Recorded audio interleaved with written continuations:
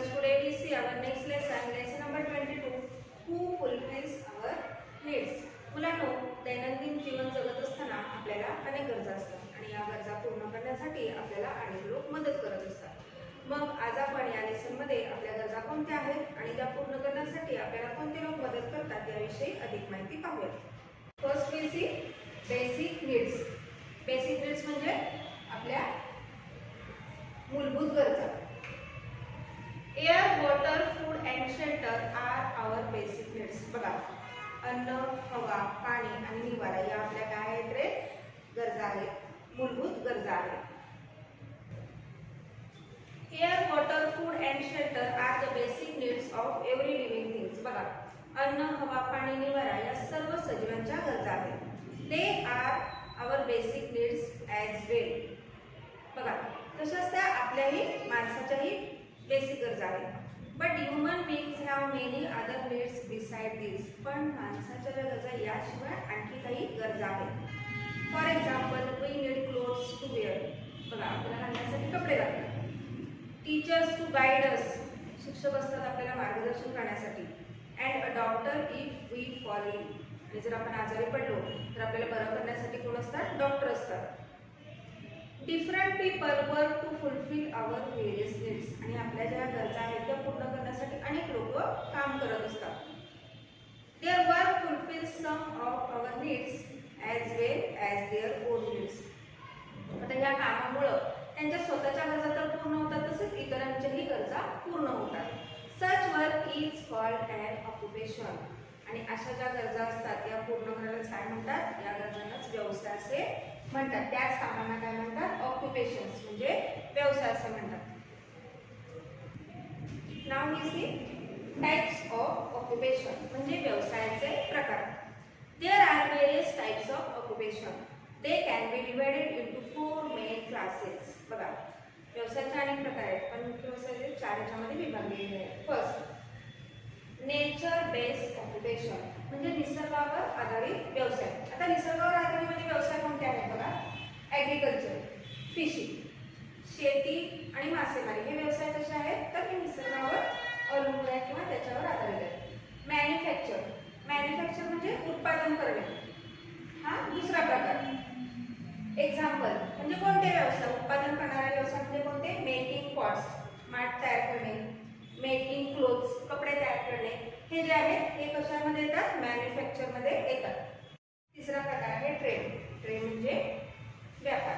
For example, selling farm produce and shopkeeping. म्हणजे दुकानदार असेल किंवा शेतीचा बाजार असेल, हे जे आहेत ते कशामध्ये येतात? ट्रेडमध्ये येतात, व्यापारमध्ये. चौथा प्रकार आहे प्रोव्हाइडिंग सर्व्हिसेस म्हणजे सेवा पुरवणे. For example, teacher, doctor, a bank. हे जे व्यवसाय आहे ते कशामध्ये येतात रे? सेवा पुरवणे, प्रोव्हाइडिंग सर्व्हिसमध्ये येतात. Now we see importance of agriculture म्हणजे शेतीचं महत्त्व. Agriculture is an important occupation in our country. बघा, आपल्या देशातील महत्त्वाचा व्यवसाय कोणता आहे? शेती. शेती हा आपल्या भारतातील महत्त्वाचा व्यवसाय आहे. Everyone in the country gets food because farmers work in the field.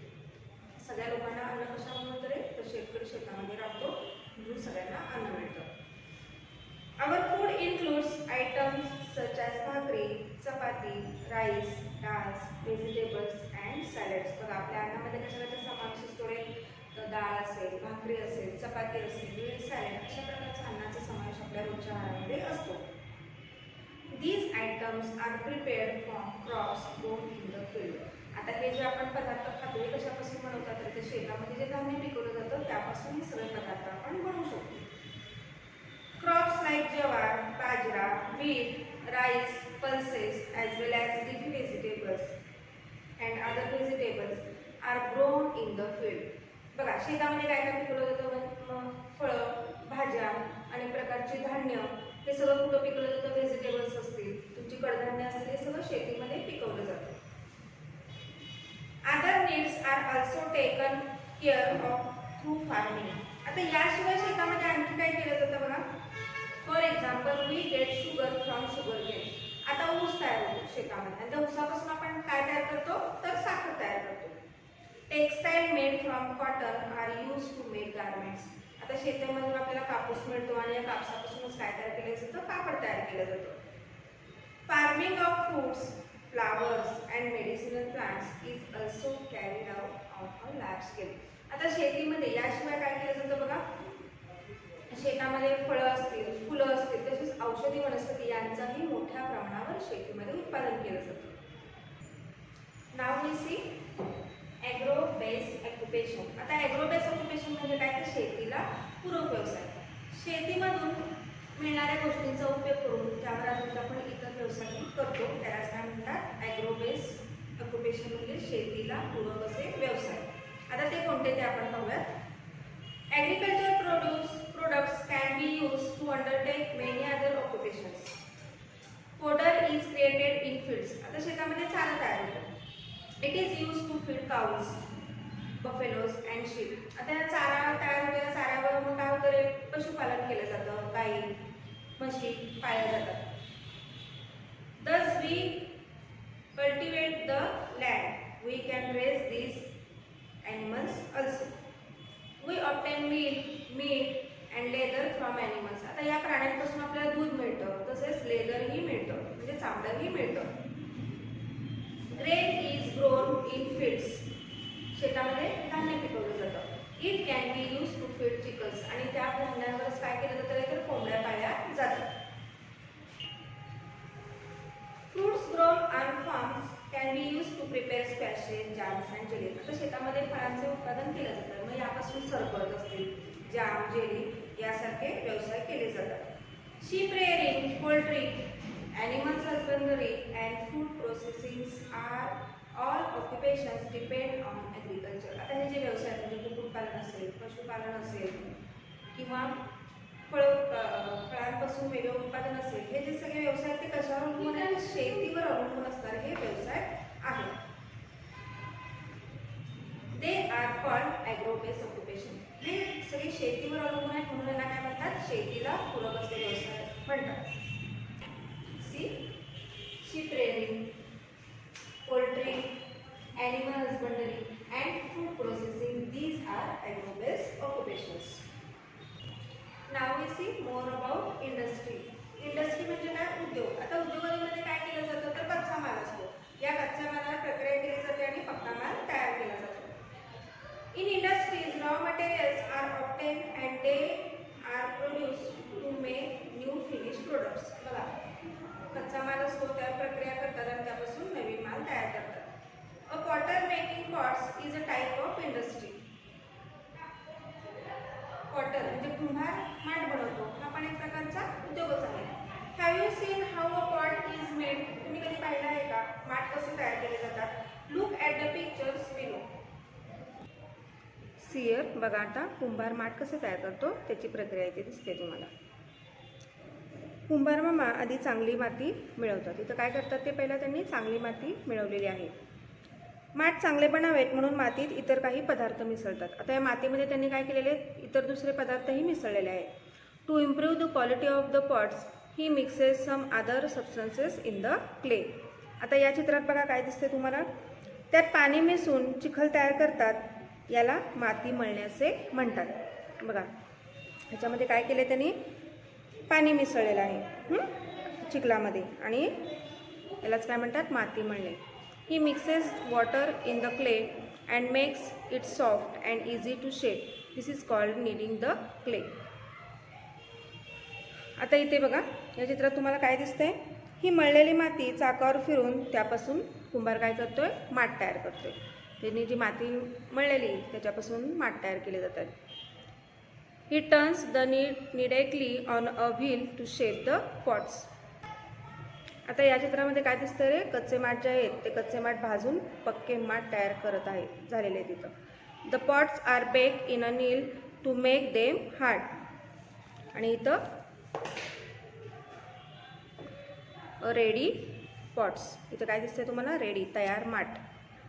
म्हणजे अशा प्रकारची प्रक्रिया केली जाते, कच्च्या मालापासून पक्का माल तयार केला जातो. याच क्रियेला काय म्हणतात, इंडस्ट्री म्हणजे उद्योग असे म्हणतात. In a pottery industry, clay is the raw material, pots are the finished product. आता तुम्ही जर यामध्ये बघितलं असेल पॉट मेकिंगमध्ये, तर त्यांचा कच्चा माल काय होतं रे, तर कच्चा माल माती होतं आणि त्यापासून जे माठ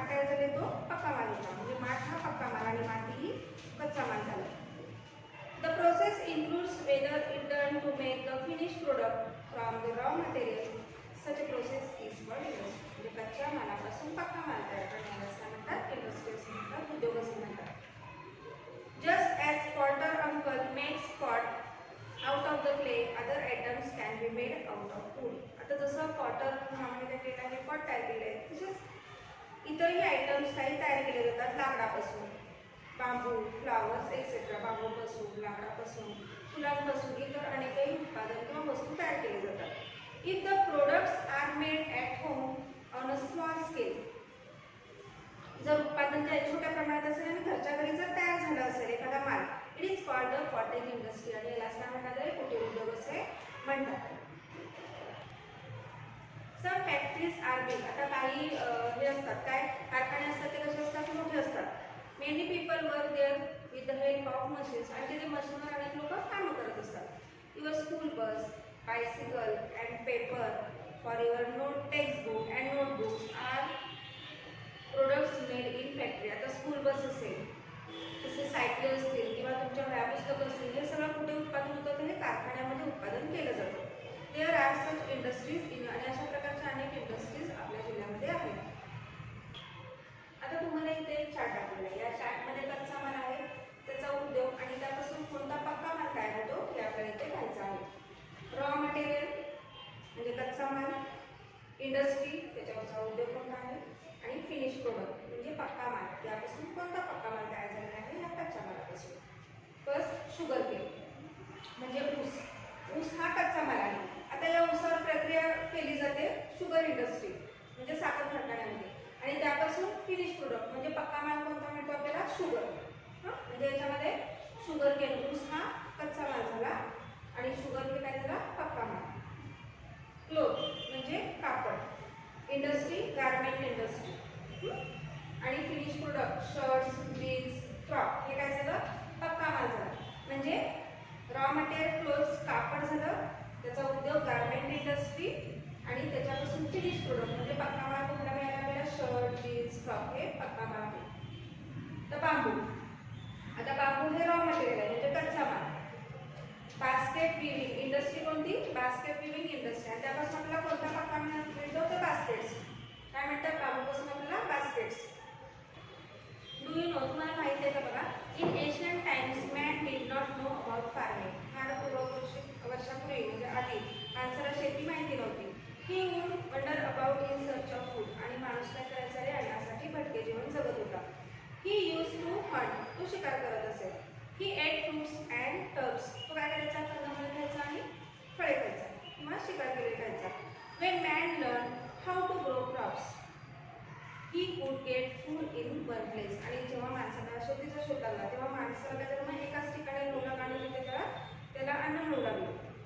there was no need to wander about for food anymore. आणि त्यामुळे त्याला अन्नासाठी इतर ठिकाणी भटकण्याची गरज लागली नाही. एकाच ठिकाणी त्याला अन्न मिळवता येऊ लागलं शेतीमुळे. He began to have free time. आणि त्याला मग मोकळा वेळ मिळाला. In that free time many discoveries were made and many industries were develop. आणि हा जो माणसाला मोकळा वेळ मिळाला त्याचा उपयोग त्याने कसा केला आहे? त्यामुळे त्याला अनेक उद्योग व्यवसाय करता सुरू करता आले आणि त्याचे शोध लागले. In some villages, towns and cities, certain occupations or industries are run on a large scale. आता बघा, काही जिल्ह्यामध्ये, गावांमध्ये, तसेच काही तालुक्यांमध्ये काही जे व्यवसाय उद्योग आहेत ते खूप मोठ्या प्रमाणामध्ये चालतात. These industries or occupations become famous because of the craft and the specialty of the product. बघा, आता हे जे प्रसिद्ध होतात ते काय होतात? हे उद्योग किंवा व्यवसाय प्रसिद्ध होतात. का होतात? कारण त्या तिथे काम करणाऱ्या कारागिरांमुळे किंवा त्यांनी जे चांगलं उत्पादन केलेलं आहे, विशिष्ट प्रकारचं उत्पादन केलेलं आहे, त्यामुळे हे जे व्यवसाय उद्योग आहेत काय होतात? प्रसिद्ध होतात. सोलापूरची चादर, कोल्हापूरची चप्पल, तसेच पैठणची पैठणी हे जे आहे ते काय आहेत रे? प्रसिद्ध आहे. तेथील कारागिरांमुळे किंवा तेथील उत्पादनाच्या वैशिष्ट्यामुळे हे वस्तू तिथे काय आहेत? प्रसिद्ध आहेत. In this way, today we see types of occupations, then more about industries, then importance of